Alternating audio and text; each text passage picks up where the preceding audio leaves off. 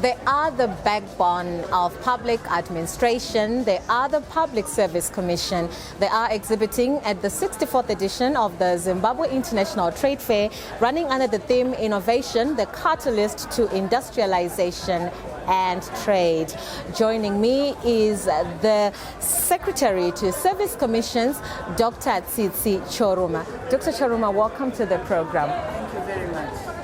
Let's talk about this role, Secretary to Service Commissions. What does it entail?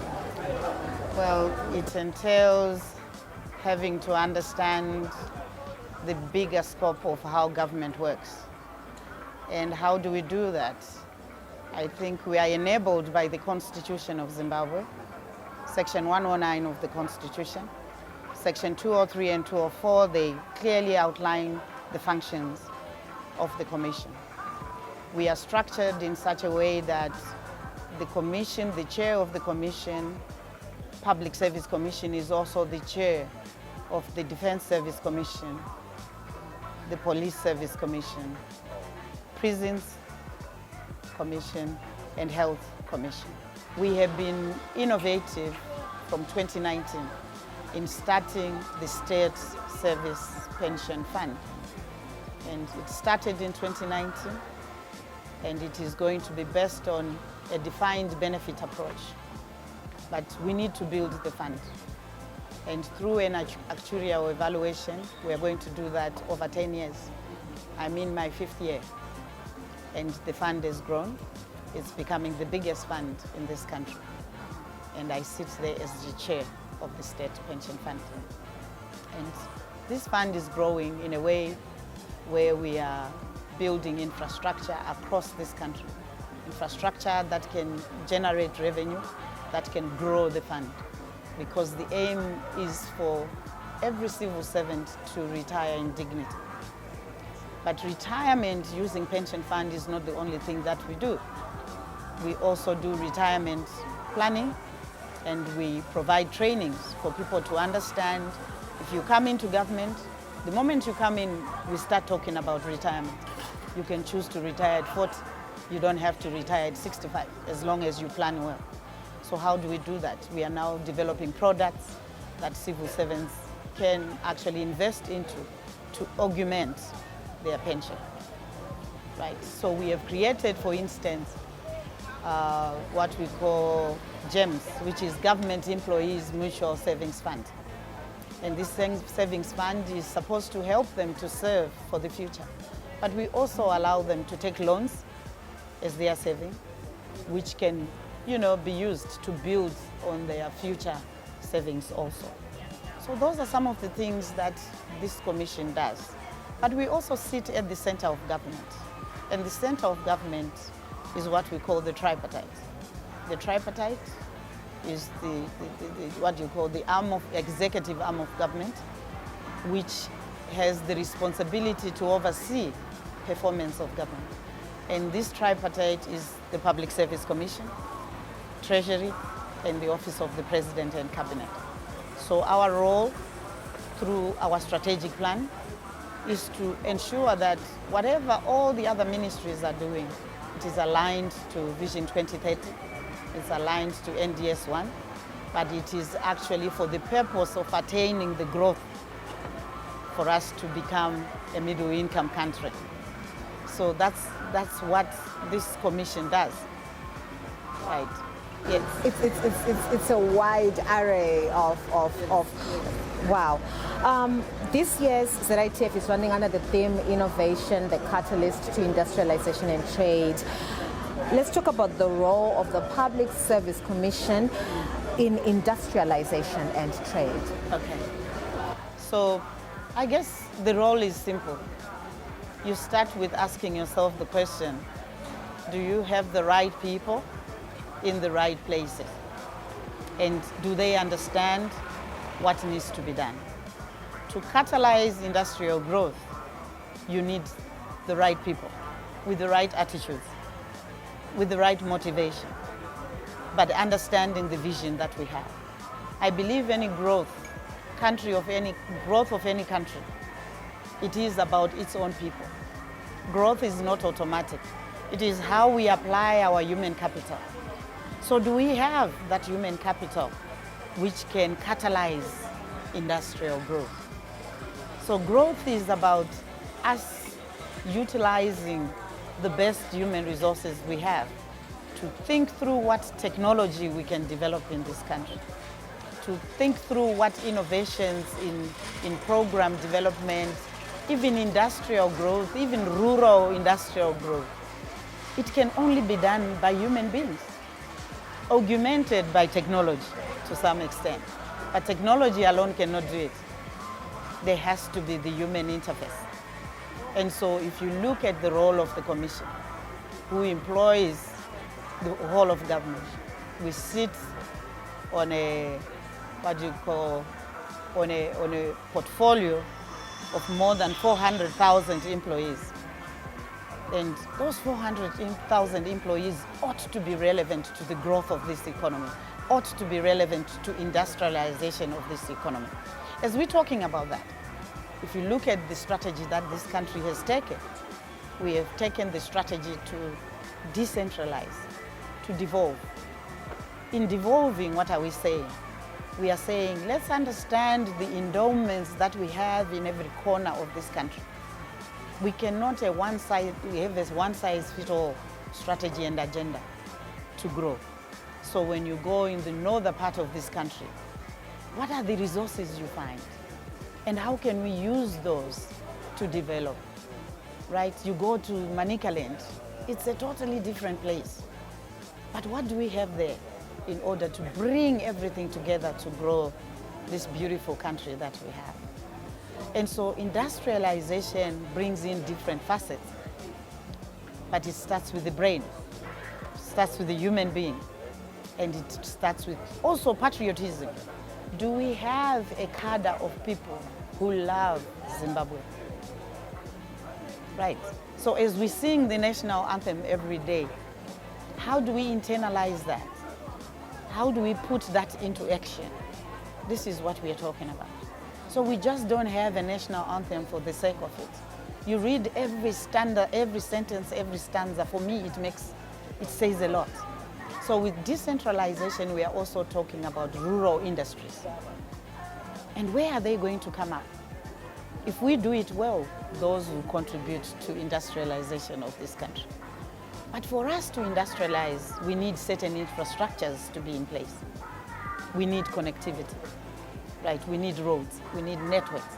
And this is why this country started, the Second Republic. It started with building the base infrastructure. And most people ask the question, why the roads? We can't eat roads. You can eat roads in the future because that's the base of development. Movement of goods and services, movement of people is a sign of growth. Where we can't move, we can't transact. We can't do business, can't do anything. So that's the part. Then the next level is to harness our own people to understand that infrastructure alone cannot do it for us. This government is pushing so much as far as that is concerned. But what do we need? We need what we call tripartism. We need business, we need labor to come on the table with government in order to serve the citizenry of this country. But we also think that the citizens ought to contribute into the discourse about industry. So what does the Commission do? As a Commission, on an annual basis, we carry out what we call a citizen satisfaction survey. And we have just done one for 2023. We go to every corner of this country. We ask the question, are you happy? What are you happy about? How can we develop? How can we change the way we work in this country? So they assess the number of services that they receive as a citizen. We are also going further to have a real-time assessment of citizen satisfaction. So we are currently working with the UAE to develop a system which will allow you, if you walk in a supermarket, if you are unhappy, you will send a message and tell everybody that, hey, get your act together, or hey, this is brilliant. So we are getting to that point. Why are we getting to that point? This country is one of the countries that have penetration of ICTs. Everybody has a phone. So with this system, you can send in your comments from every corner of this country. You don't have to be in Harare.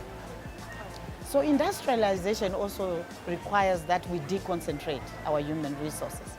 Currently, we have a problem of people gravitating to the cities. As the Public Service Commission, we are putting an agenda for reverse migration. How can I motivate you to go and work from the province where you come from and do exactly the same things that you do when you are in Harare, but make a living, make money? So those are some of the things that we are doing around industrialization and making sure that the human capital is at the center of industrialization. Doc, let's talk about the retirement planning program that you recently launched. What is this all about? So retirement planning has not been one facet that our government would have. I'm sure you have heard stories of civil servants who don't want to retire because they are not ready. You have heard civil servants who think they are going to retire with their retirement fund and get millions, and it doesn't happen. We have had people who retire within a few months, they are gone. Why? Because they were not ready for the eventuality. So in retirement planning, we start right when you enter the civil service. We start talking about retirement planning. We actually have created modules for making people to understand why retirement is important. And so we have courses that run on a monthly basis for anybody in the civil service. You can enroll. It's already paid for by government. So when you come, we have very, experienced retirement trainers, and they are coming from different angles, from private sector, from institutions that can help in creating investment portfolios and so forth and so on. We are also recognizing that in retirement planning, civil servants have so many assets. They have land. They have been given land. Sometimes some people don't know how to use land. So we are saying, how do we develop production units on the small piece of land that you have? And I'll give you an example. I have one worker who is brilliant. He started cheese production on his farm, and he is an admin officer in government. But already he is making, on the side, thousands of dollars because he is taking heed and he is preparing for retirement. So those are some of the things we are doing. So we are going to have a basket of products that can be offered to citizens or civil servants, and they can pursue this in order to retire in dignity and in comfort.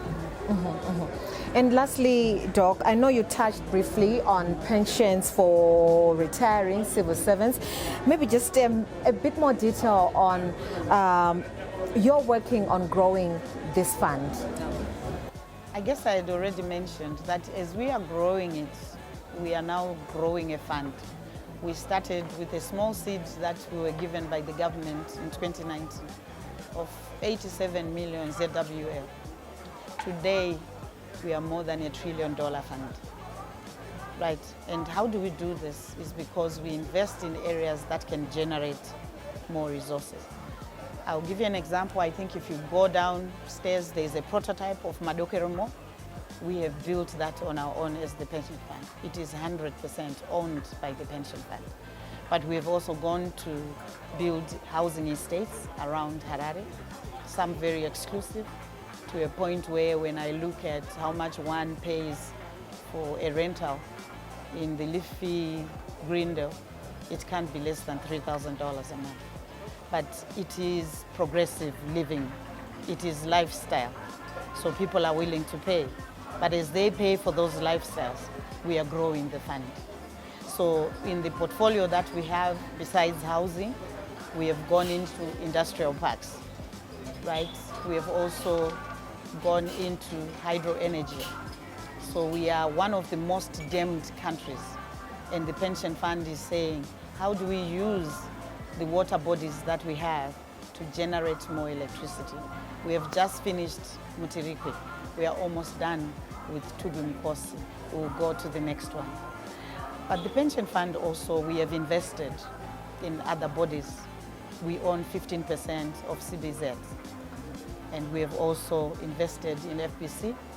We own, I think, about 12% of FBC. We intend to increase. We also invested in mining.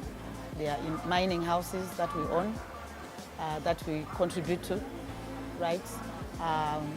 You will see in Bulawayo, we have contributed to building what you call student accommodation, because we believe there is scope for business, but for return as we enter into these spaces. We are in the process of mapping to build the first dry port in this country, in Mutare. We are likely to go to Namibia to build another one. We have gone into hotel industry.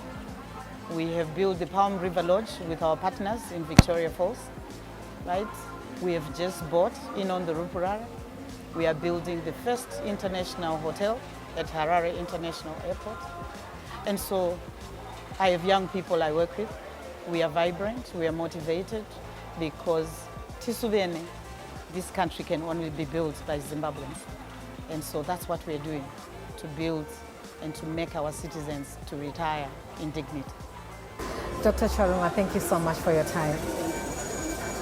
I was speaking there to Dr. Tsitsi Choruma, the Secretary to Service Commissions. And of course, the Public Service Commission exhibiting here at the 2024 edition of the Zimbabwe International Trade Fair.